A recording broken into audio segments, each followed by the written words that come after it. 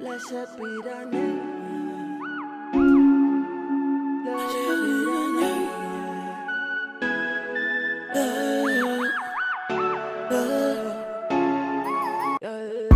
Hey, at night I don't sleep, I'm in now.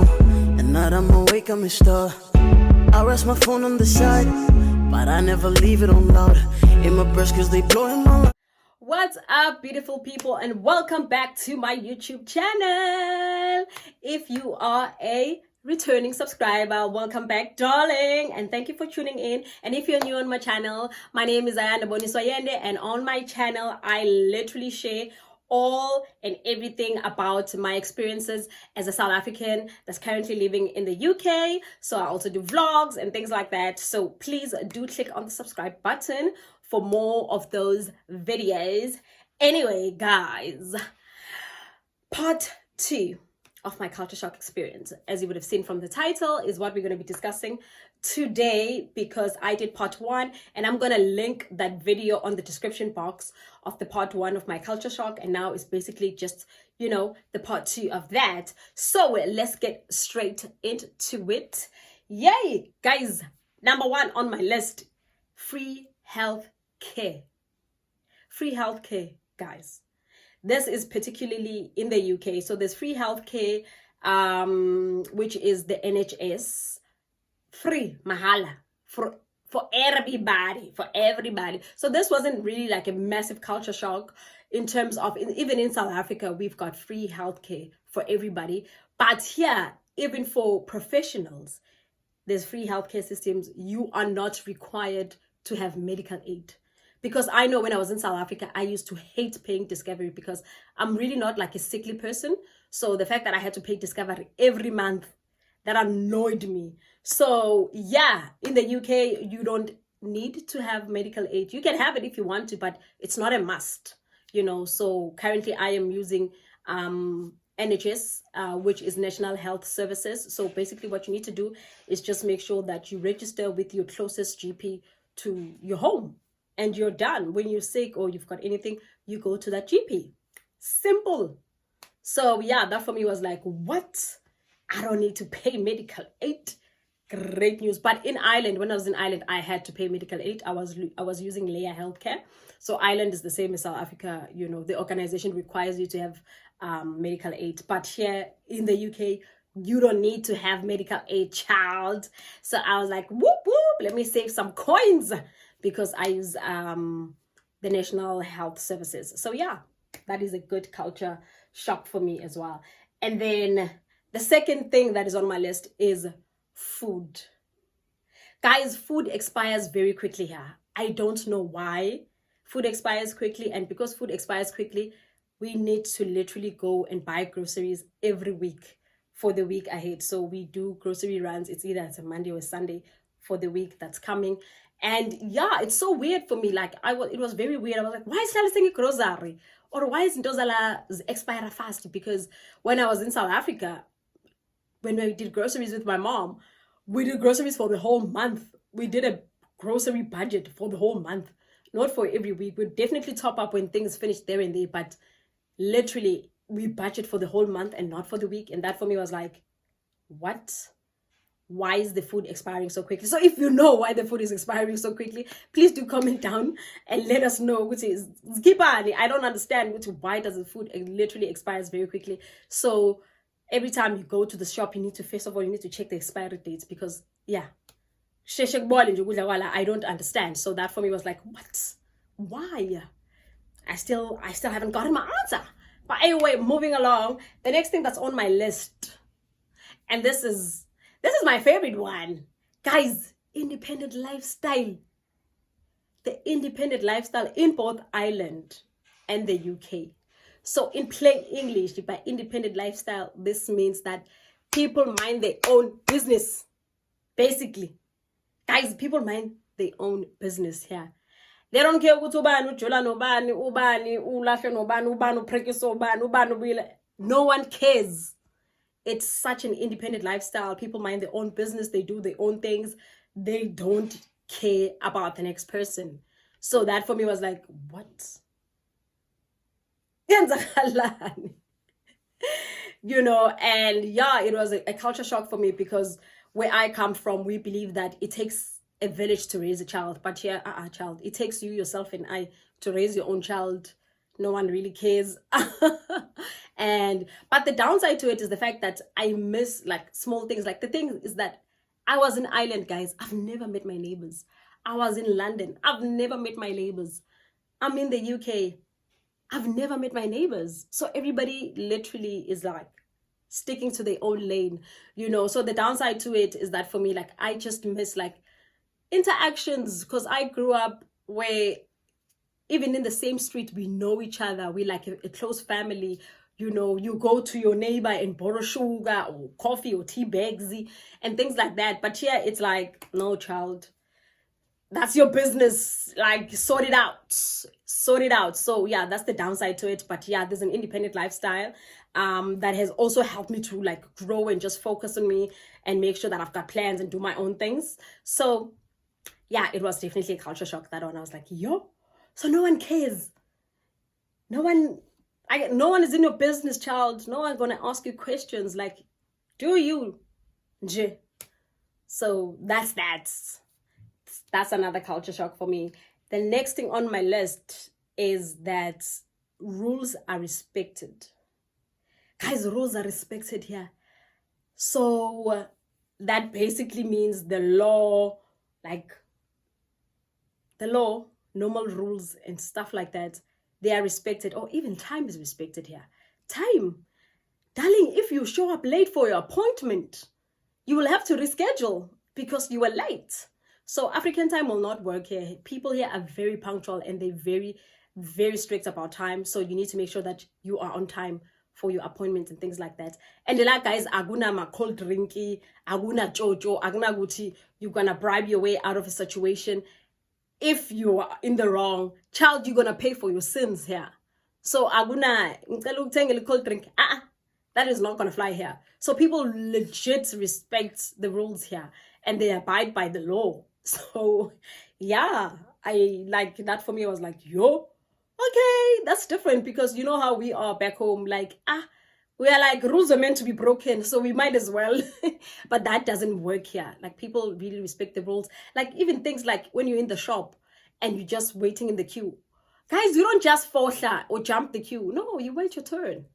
You wait your turn and you stand in line and you abide by the rule. And that for me was like, yo, okay, all right, siyabona how you guys live. And I actually like it, especially the one about time, because it also has helped me to manage my time and always be on time and respect people's time. Guys, we need to start respecting people's time. This whole African time thing for me doesn't fly anymore. Like, respect my time, be on time. If you're not going to be on time, communicate. Oh, bye, babes, I'm running late. But anyway, yep, people respect the rules here. The next thing is the level of trust. The level of trust in both Ireland and the UK for me was like, guys, people here trust you that you will do the right thing. Imagine that as a South African. They trust you that you will do the right thing. I was like, the level of trust in these countries is shocking, you know. So yeah, like even in the shops, I think I first noticed it in the shops. Like, you know how back in South Africa we've got things like parcel counter, we've got things like when you go to a store and you've just bought something, there's someone standing on the exit of the store who's gonna check your slip to make sure that you've actually bought what you said you bought. Like, everything that's on your till is everything that's on your plastic bag. That here does not happen. No one checks anything because people trust you that you're gonna do the right thing. Like, and that for me was like, yo. And also, like, I know a couple of people who've lost laptops and phones and wallets, and those things got returned back to them. I'm not saying in South Africa they would not be returned. You'd have to pray that it's a good Samaritan, darling, that picked up your stuff for you to get it back. But chances are slim, you know. I mean, a friend of mine forgot her laptop in a tram. And she called and they were like, yeah, it's safe, you can come pick it up. And she got it. And I'm like, yo, Can you imagine forgetting a laptop on a Gautrain train? Do you think you'll find it? How many people are riding on a Gautrain train? Someone will just get off with it. So yeah, I'm just saying it'll have to be a good Samaritan. You have to pray. But yo, I hope someone with decent manners picked it up. But yeah, the level of trust for me was like mind-blowing, and I like it. I like how people have the trust system that you're gonna do good, you're gonna do the right thing, you're not gonna be, it's very like, it's not expected of you to do the wrong thing. They expect you to do the right thing. And that for me was like a shock. I was like, yo, hayi bayathemba la bantu bakule country. Hayi bayathemba. Umthemba kanjani umuntu ongamazi? Umthemba kanjani umuntu ongamazi? Yeah. Anyways, the next thing on my list is the level of automation or automated systems or automated something like contactless system. Guys, I could legit count the number of times I have withdrawn cash or I've had cash in my hand. Cash is not king here. Contactless. We use Apple Pay wherever we go. From the bus to the store to wherever. So to restaurants, we use Apple Pay. There's like, I don't remember when last. Like we are stressed futhi. Ma ungitshela ukuthi mele ngiphathe cash. Ngiphathe cash for in. Ngiphathe cash for in. Like cash is not king here. People just they just tap and go, my darling. We tap and go. In the bus, you tap and go. In the shops, you tap and go. Restaurants, tap and go. So yeah, everything is automated, and it's like, yeah, I don't really need to have cash with me. I don't even need to have my bank card with me because I'm using Apple Pay. So my bank card is linked to my phone. I just legit, and yeah, that for me was a culture shock. I'm like, I like it. The next culture shock, guys. This one, this one shocked me. There's no bank charges. There's no bank charges, guys. It doesn't matter. It doesn't matter if you are sending money from a different bank or what, from Ulster to from Barclays to HSBC. It doesn't matter. There's no bank charges in the UK, darling. Free, mahala. Uyasenda nje imali kube into yalutho nje akuna bank charge akuna next. So that for me was like, there's no bank charges. Because in South Africa, there's legit bank charges for everything. There's bank charges to withdraw. There's bank charges to send money. There's bank charges to receive money. There's bank charges. Yo, guys, there's even bank charges for ukuthumela imali via ShopRite. You must pay 10 rand for that money to be sent. There's bank charges in South Africa. Here in the UK, there's no bank charges. It doesn't matter if you're sending from a different bank or a ganjani. There is no bank charges. Period. So that for me was like, wow, I like it. I love it. So also there's no need for me to be carrying cash. Like if I need to be paying someone, I just send it to their bank account. There's no bank charges. So yeah, that was a good culture shock. I was like, yo, I know bank charge in the country. Anyway, the next thing on the list is, guys, this is weird, né? So the houses in the UK, right? And also I think in Ireland, most of them in the UK, they are attached houses. So there's no fence, there is no gate. And then I think for me, the culture shock was the fact that garage. There's no garages, meaning that the cars sleep outside. Like in the road, somewhere in the yard, but outside, nje. And it's normal. They just park their cars, balale. So the first time I saw it, I was like, anisabi. To be just parking your cars. What if? I was like, this will never work in South Africa. I was like, this will never work in South Africa. I was legit shocked. I was like, the cars park outside. Why don't they have garage? Like, why? Garage. Why a garage or a carport or something? So yeah, the cars park outside, sometimes in the streets. And It's because, remember that one, level of trust. They trust you to do the right thing. Why would you want to steal someone's car that doesn't belong to you? You get what I mean? Yeah. So yeah, that was a culture shock to me. Ukuthi abana garage labantu laba, akuna fancy, akuna gate. Izindlu nje.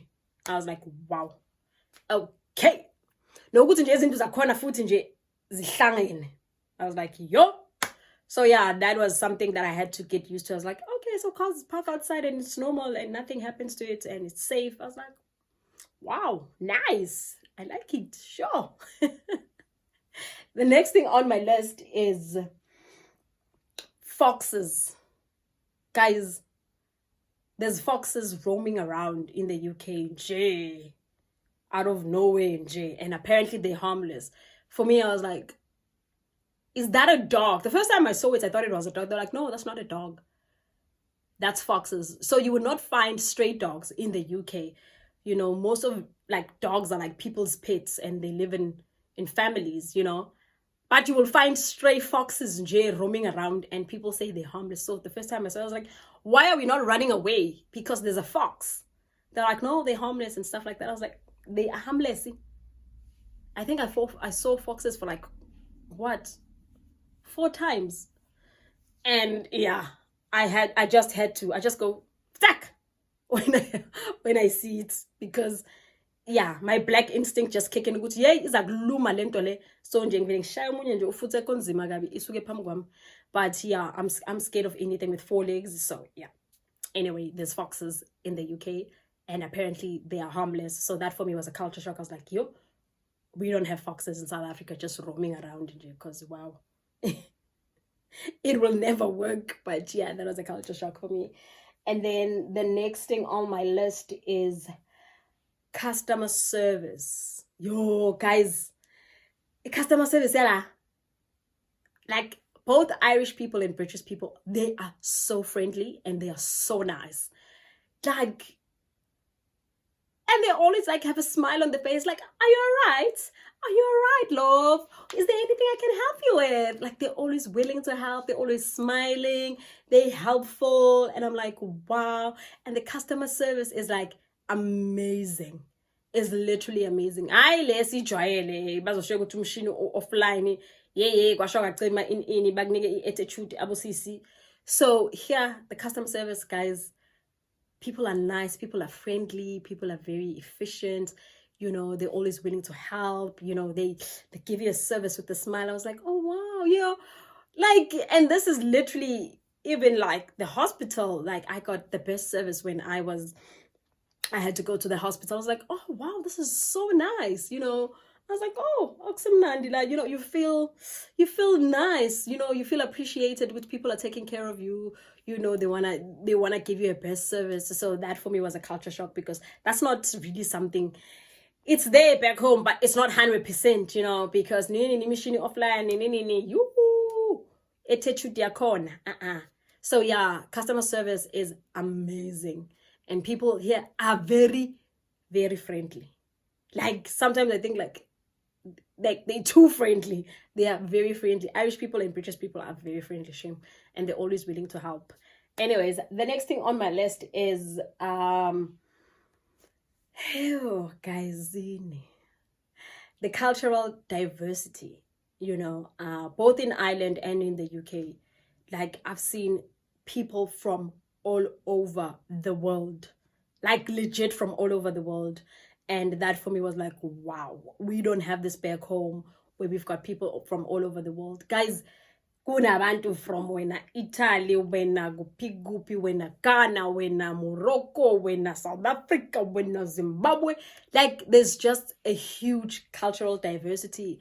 And I'm really grateful to have sort of like interacted with some of those people, because you get to learn, you know, other people's culture, break down stereotypes, because you've only seen certain things on social media or on the internet, you know. So that for me was like, wow. Ubona, you know, that whole cultural diversity. And also there's different, because of the cultural diversity, there's also different restaurants, guys. I've seen Korean restaurants, Japanese, Chinese, Nigerian, like, there's just literally this whole cultural diversity, and you get to taste their food and get to taste, you know, their culture, and that for me is amazing. And they also celebrate the different cultural festivals and stuff like that, so it's also nice to see and learn with, oh, okay, cool. So it's the, you know, the Indian festival, it's the Diwali and Nanani, so that is amazing as well to see all the different cultures and, you know, the diversity as well in both the island and in the UK. So yeah, I like it.